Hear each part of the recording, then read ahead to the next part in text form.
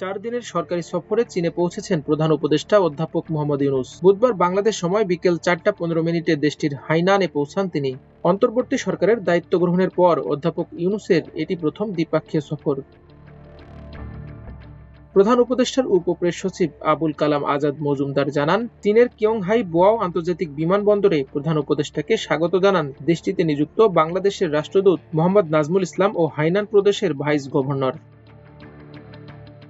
বৃহস্পতিবার চীনের হাইনানে Boao forum for এশিয়ার সম্মেলনে যোগ দেবেন ড মোহাম্মদ ইউনূস। এরপর শুক্রবার বেইজিং এর গ্রেট হলে চীনের প্রেসিডেন্ট শি জিনপিং এর সঙ্গে আনুষ্ঠানিক বৈঠক করবেন তিনি।